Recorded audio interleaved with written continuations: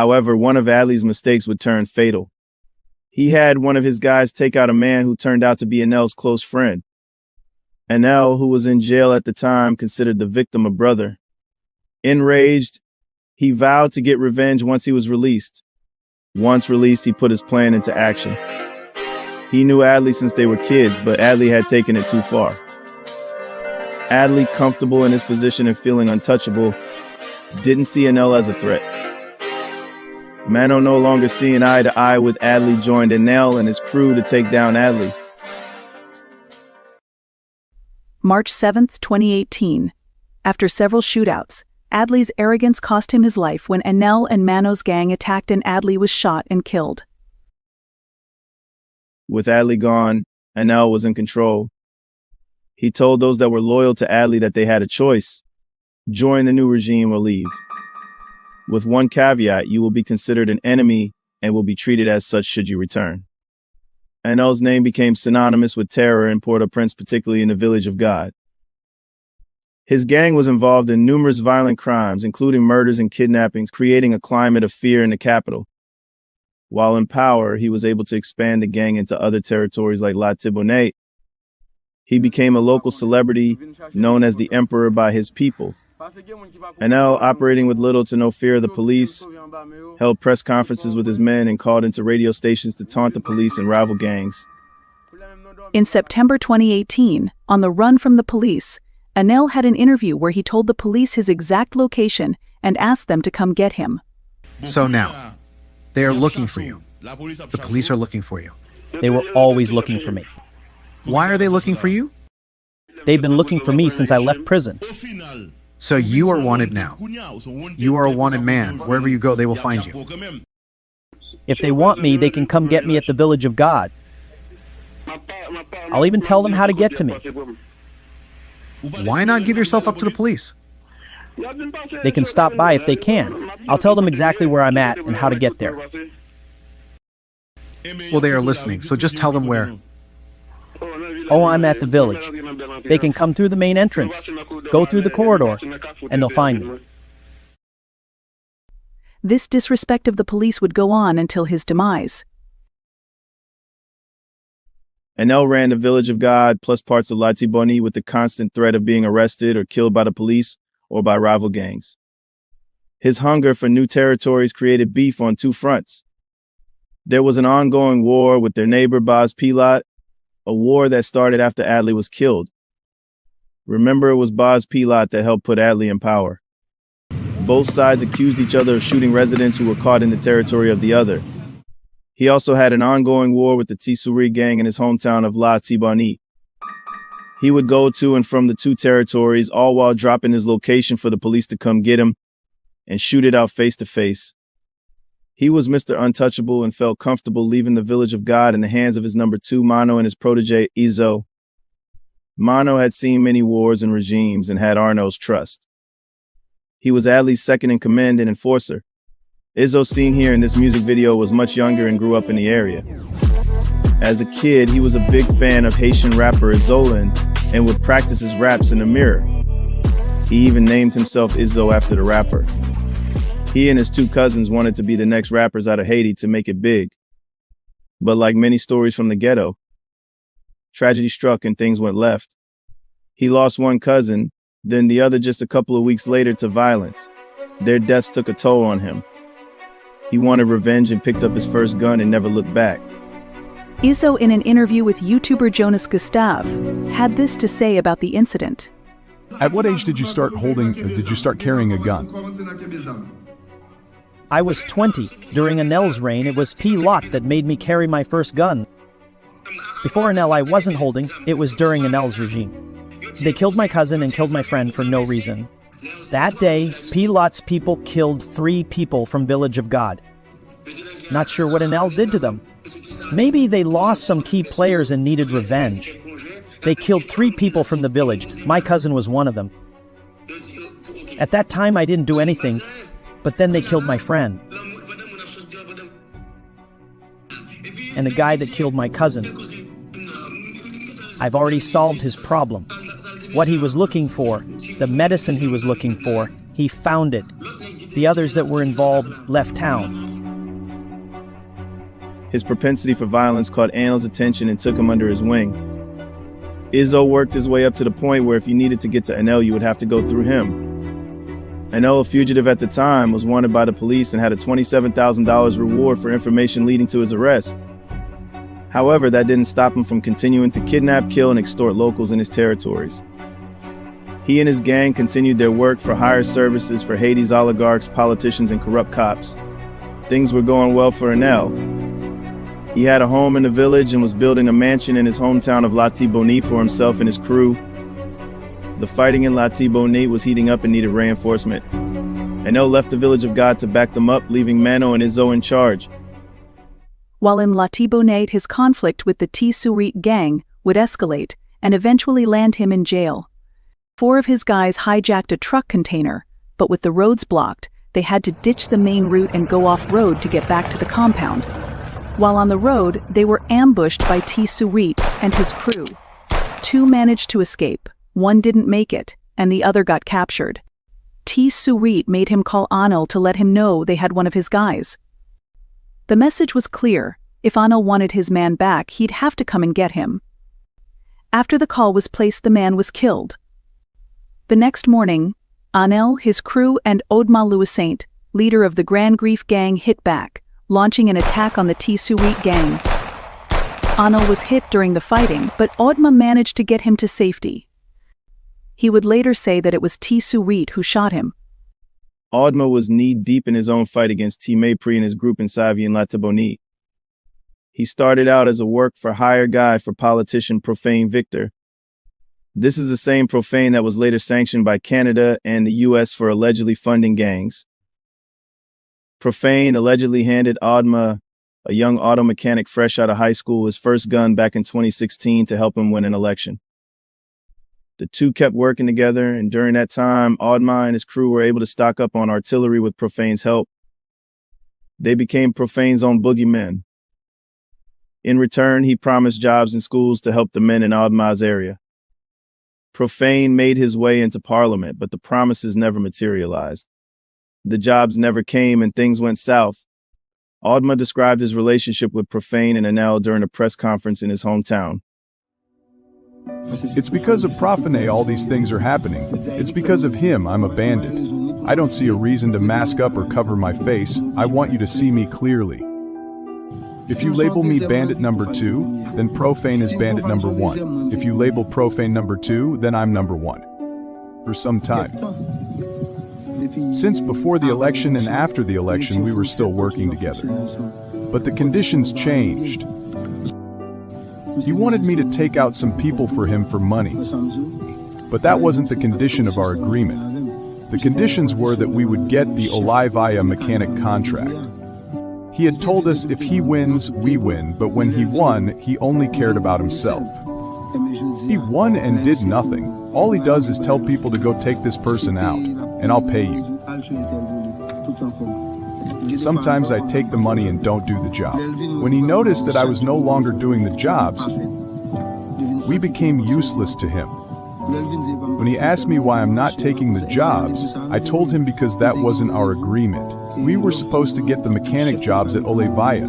He knew that was my profession. I've fixed cars for him before. We're not dependent on Arnel. Arnel is a friend, but we're not under him. If you think about it, if it weren't for us, they would have taken Arnel out. It was me that carried him to safety after he was hit. You understand?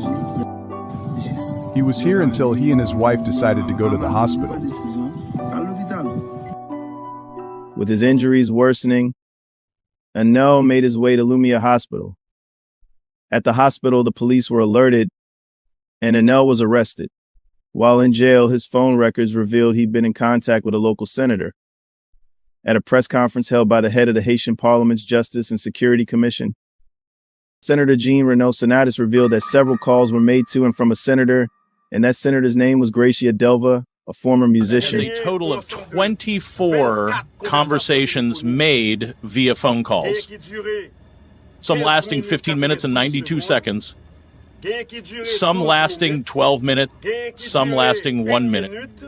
The calls were made on February 17th, 2019 through February 22nd, 2019. We've decided as a commission to listen to the senator that the phone number is associated with. What's the name of the senator? The name of the senator is Gracia Delva. Whom does the other number belong to? The number we pulled the calls from is a number associated with Arnel Joseph. And the number that made the calls to that number is a number associated with Senator Gracia Delva. You have the dates?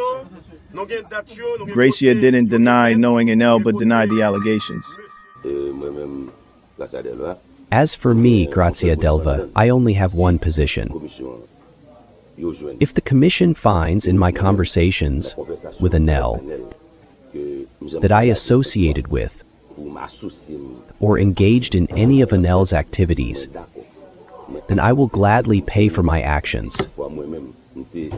If I was involved with Arnel in kidnappings, burglaries, supplying him with guns, speaking with him about guns, or terrorizing others, then the Senate should arrest me, find me guilty, and send me to prison.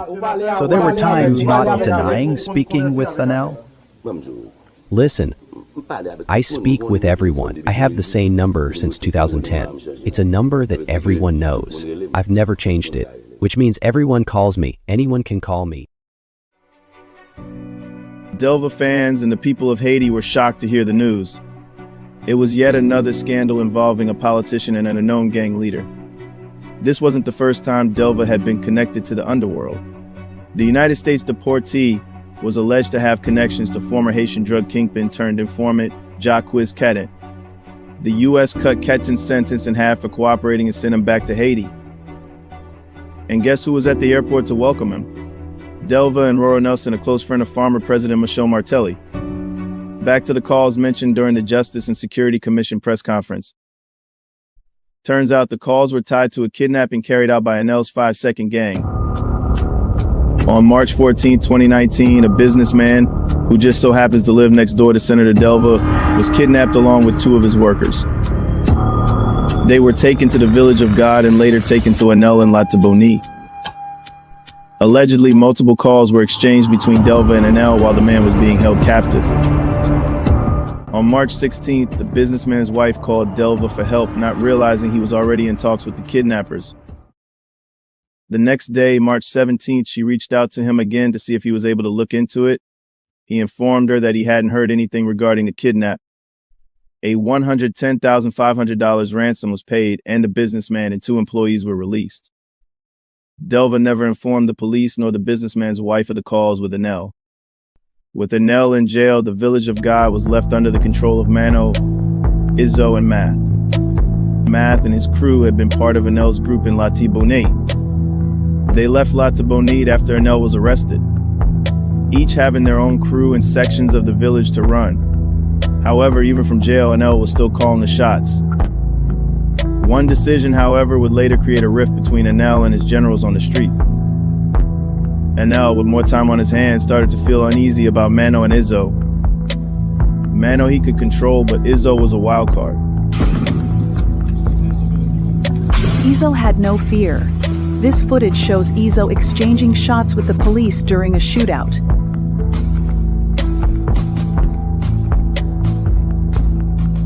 In a video posted in December 2020, Izzo is seen disciplining a crew member for running during a shootout with another gang. When he made it back to the village, Izzo decided to punish him.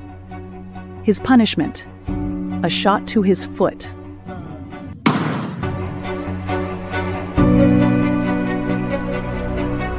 Izzo had earned the respect of his crew, and his propensity for violence had made him a threat. In fear of losing control, Arnel came up with a plan. He wanted to install a new person on the grounds to be his eyes and ears. Word made it back to his generals. The 3 met and voted no to having to report to another person other than directly to Arnel. It was Arnel or no one at all. In a video response to the gang, Arnel called out Izzo by name, reminding him and the crew of their bond. He told them he loved them like sons and expected them to listen to their father. But he also made one thing clear. He had no mercy for traitors or anyone who went against the gang. I have to talk to you about something. And I know it's been a while since I spoke to you all. You know how the game is. I love all who belong to 5 Second. While I love you all that are in 5 Second, I need you to do the wishes of your father. Don't pay attention to anyone who wants to give you bad advice and play with your minds. If they're giving you poor advice, then they don't love you. Know that I'll be out one way or another. That's all I can tell you. I love you guys very much. Say what's up to all the guys for me. And remember, the game is betray us here, die here. If you betray us, you die in 5 seconds. The same goes for my mother. The day she betrays me is the day she dies. Rumor in the ghetto was that Math wanted to side with Arnel's plan, but went along with the vote out of fear that the other two might turn against him. Arnel's next move would give credence to the rumor. He made contact with Math and made it clear what needed to be done. Izzo must go, and Mano need to fall in line. Math had his orders. He assembled his crew and went to take out Izzo. While Izzo and his crew were hanging out at his house, Math launched his attack and a shootout broke out. However, it didn't go as planned. 6 members of Math's crew lost their lives. Outmanned, Math decided to make a run for it. He jumped on his motorcycle and left the village. He made it out, but only to be spotted while riding through Pila's territory. They took his weapons, and that was the end of Math. Surviving the attack only emboldened Izzo and added to his mystique. Fast forward, February 25th, 2021, Arnel breaks out of prison. Before his escape, Arnel sat down with reporters for a question-and-answer interview. Never one to shy away from the spotlight, he told them he'd be out of jail soon, that he saw his time there less like a sentence and more like a hospital stay to heal his leg wound. Once he was better, he'd be gone. Actually, I'm about to get out. You see, next month I'm out. Next month. Some things I don't have to tell you. You're going to hear it in the news. Guards were bribed to smuggle guns into the jail, which ended up in Arnel's hands and others. When recreation time came, they sparked a shootout with the guards. In the chaos, Arnel broke out and joined armed accomplices waiting outside. They hijacked a car and left. Rare footage captured by civilians shows Arnel and his crew hijacking a car not far from the prison. In the clip, you can see the driver ditching the vehicle and leaving the scene. Now, this wasn't Arnel's first prison break. He escaped in 2010 and 2017 from the National Penitentiary while serving time for the murder of several policemen. The breakout made national news. Former President Jovenel Moise took to Twitter to condemn the escape. Arnel knew he couldn't go back to the Village of God after the failed hit on Izzo, so he set his sights on La Tibonite to regroup. He spent the night in Croix de Boucaire and took off for La Tibonite before sunrise. While riding a motorcycle through the La Tibonite area near the town of El Esther, he was spotted at a police checkpoint. With no place to run, Arnel pulled out and started shooting at the police. The police returned fire, and Arnel was shot dead during the shootout.